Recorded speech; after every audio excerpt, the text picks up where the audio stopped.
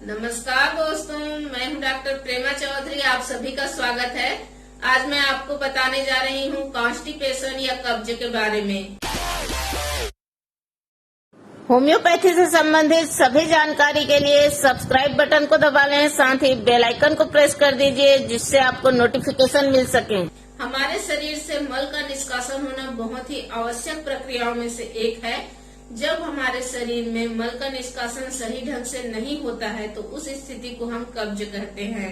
सामान्यतः एक सप्ताह में 7 से 12 बार जो है मल का निष्कासन होना चाहिए, लेकिन कब्ज की अवस्था में ऐसा भी होता है कि 2-2, 3-3 दिन तक मल त्याग ही नहीं करता पेशेंट।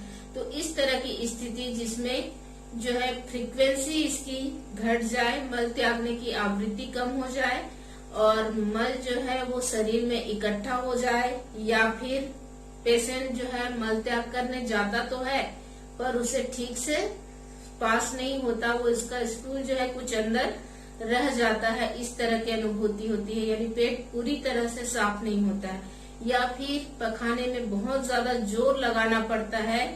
कई लोग तो एकदम नल को होल्ड करके बैठते हैं और बहुत जोर लगाते हैं, तब जाके उनको मल जो है वो पास होता है। तो मल त्यागना एक स्वाभाविक प्रक्रिया है, इसमें किसी तरह का जोर लगाने की जरूरत नहीं पड़नी चाहिए।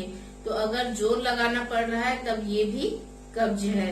कब्ज में जो है मल वो शुष्क हो जाता है और शरीर के अंदर रह जाता है, और इस तरह की स्थिति को हम कब्ज या कॉन्स्टिपेशन कहते हैं। इसकी वजह से पेट में भारीपन बना रहता है, अनइजीनेस पूरे टाइम फील होता रहता है, गैस बनती है, डकारें आती है और जो है जी मिचलाता है, उल्टियां भी हो सकती है, सिर दर्द भी बना रह सकता है।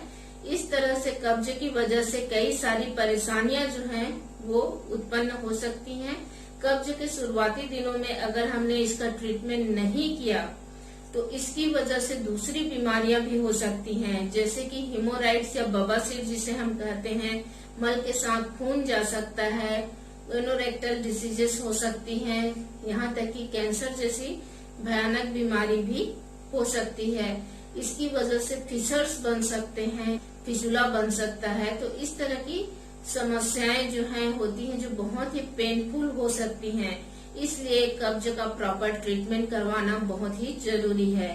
दोस्तों, ये तो हुए कॉम्प्लिकेशंस की बातें। अब कब्ज की वजह क्या होती है, किस वजह से कब्ज होता है? कब्ज होने की कुछ खास वजहें होती हैं, जैसे प्रमुख है भोजन में रेशे की कमी होना, रेशा युक्त भोजन नहीं होना, यानी फाइबर्स की कमी अगर हमारे भोजन में है। फाइबर यानी हमें किससे मिलता है? हरी पत्तेदार सब्जियों से, साबुत अनाज से। तो इन सब चीजों की अगर भोजन में कमी है तो उसकी वजह से कब्ज हो सकता है।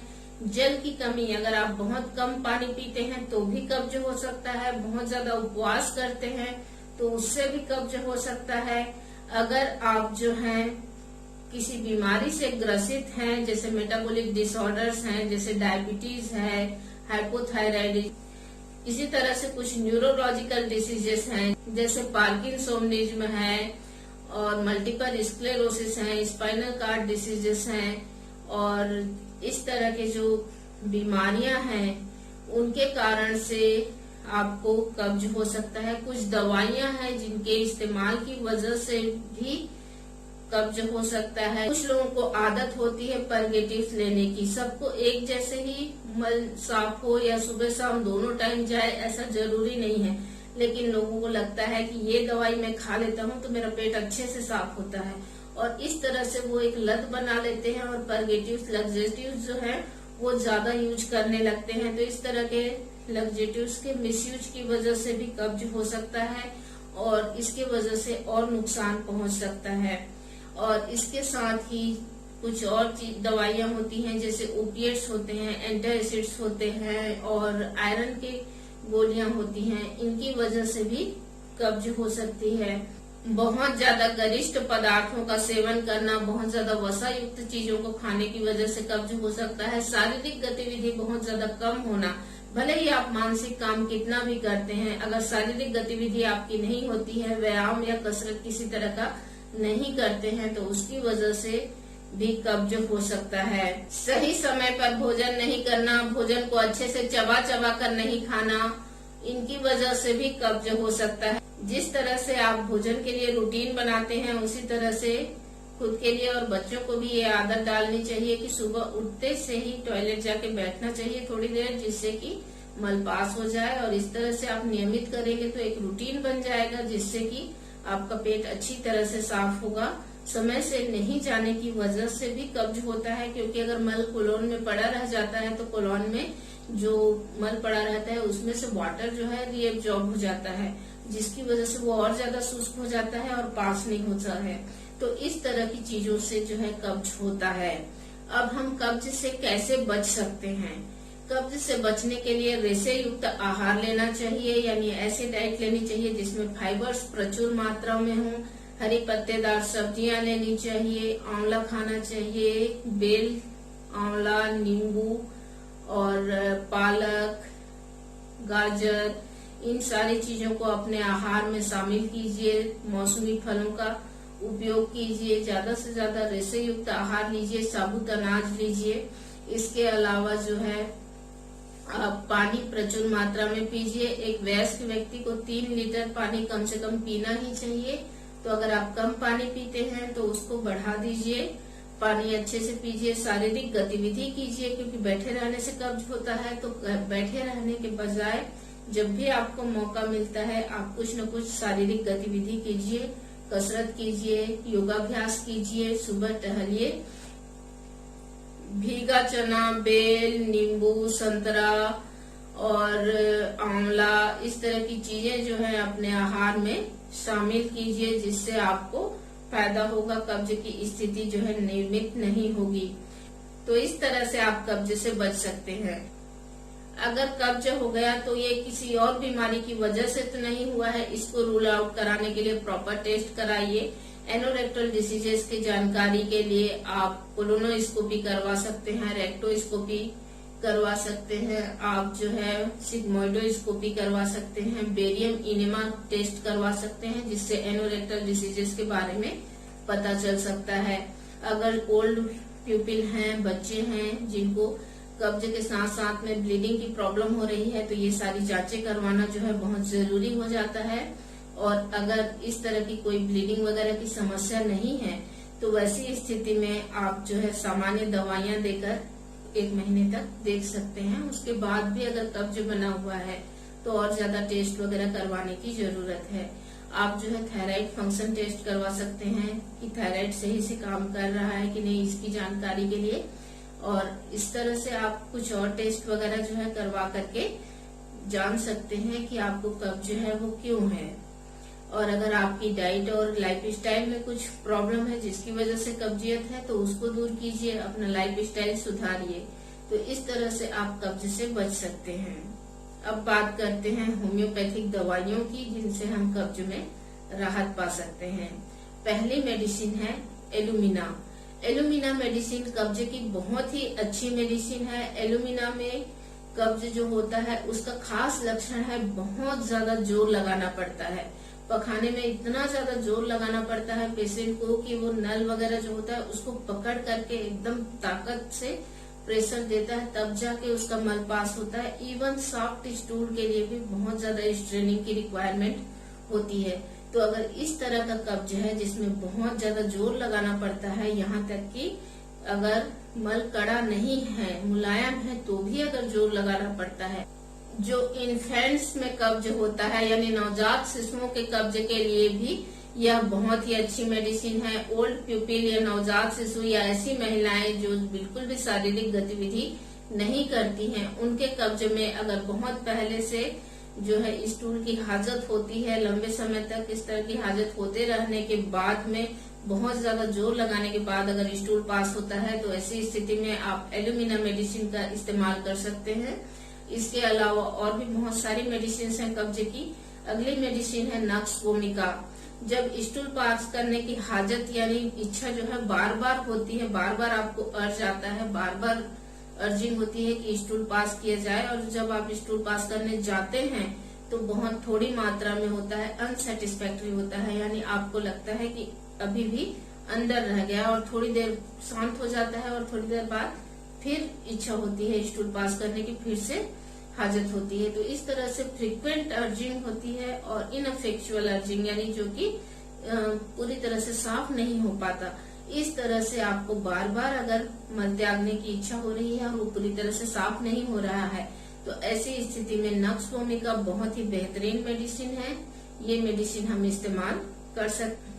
अगर कब्ज के साथ स्टूल पास करने की हाजत बिल्कुल भी नहीं है तो ये कॉन्ट्राडिक्शन है कि ऐसी स्थिति में नक्स भूमिका बिल्कुल भी प्रयोग नहीं करनी है। जिसको फ्रीक्वेंटली हाजत हो रही है, बार बार अर्जिंग हो रही है स्टूल पास करने की, उसी केस में आपको नक्स भूमिका देना है। अगली मेडिसिन है साइलिसिया। साइलिसिया मेडिसिन में जो स्टूल होता है वो बहुत ज्यादा हार्ड हो जाता है। इतना ज्यादा हार्ड रहता है कि कई बार पेशेंट को मैकेनिकली रिमूव करना पड़ता है, यानी फिंगर से निकालना पड़ता है तब जाके निकलता है। बहुत जोर लगाने पर भी स्टूल पास नहीं होता है। स्टूल बहुत ताकत लगाने पर थोड़ा सा पास होने को होता है और फिर से वापस चला जाता है। तो इस तरह से अगर स्टूल रिसीड हो जाता है तो वैसे केसेस में साइलिसिया मेडिसिन बहुत ही अच्छी मेडिसिन है। महिलाओं में अगर हम देखें तो पोस्ट प्रेगनेंसी अगर इस तरह का कॉन्स्टिपेशन है तो उसमें आप उपयोग कर सकते हैं। अगर महिलाओं को मासिक धर्म यानी मेंसेस के दौरान और उसके पहले इस तरह का अगर कब्ज होता हो तो उसके लिए भी साइलिसिया बहुत ही बेहतरीन मेडिसिन है। तो इस तरह के केसेस में साइलिसिया मेडिसिन का इस्तेमाल किया जाता है। अगली मेडिसिन है कैस्केरा सैग्रेडा। कैस्केरा जो है हम ऐसे पेशेंट्स को देते हैं जिनमें क्रॉनिक कॉन्स्टिपेशन रहता है, साथ में जोड़ों में दर्द वगैरह की समस्या पाई जाती है। ये बेस्ट होम्योपैथिक लेक्जेटिव है, एक पेलिएटिव की तरह काम करता है। यानी अगर किसी को कब्ज है तो आप इसके मदर टिंचर का जो है 15 बूंद उसको पेशेंट को दे सकते हैं, जिससे कि उसको स्टूल पास हो ही जाता है।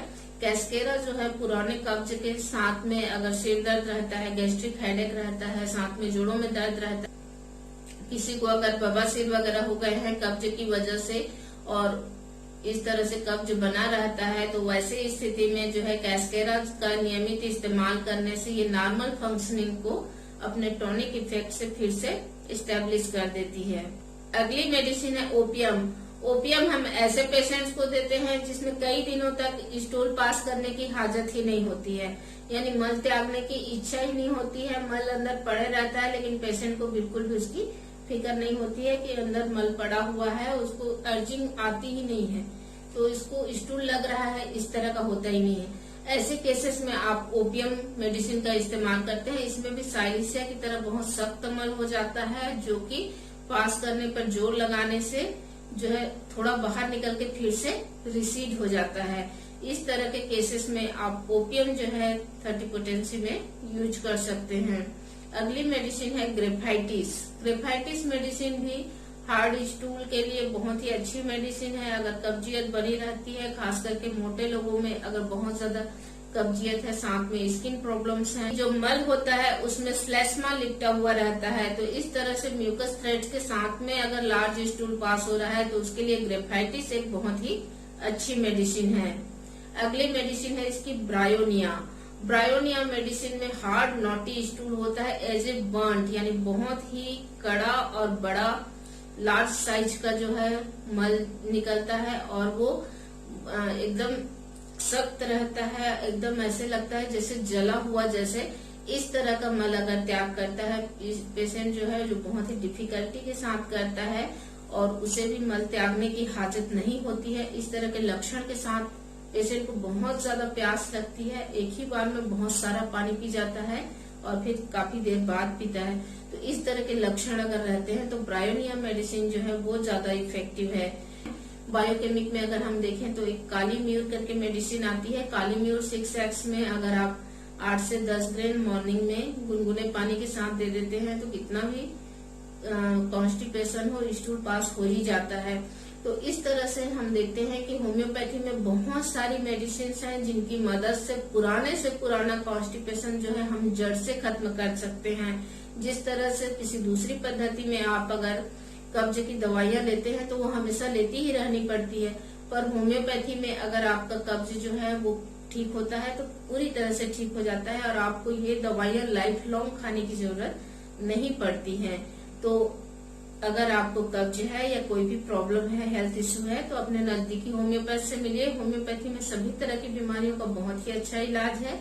और अगर आप मुझसे परामर्श लेना चाहते हैं तो ऑनलाइन चिकित्सकीय परामर्श के लिए डिस्क्रिप्शन में आपको लिंक मिल जाएगा, वहां से आप जो है परामर्श ले सकते हैं। आप मेरे क्लिनिक में आना चाहें तो स्वागत है आपका। मेरा क्लिनिक छत्तीसगढ़ के रायगढ़ जिले के तरकेला गांव में है। धन्यवाद।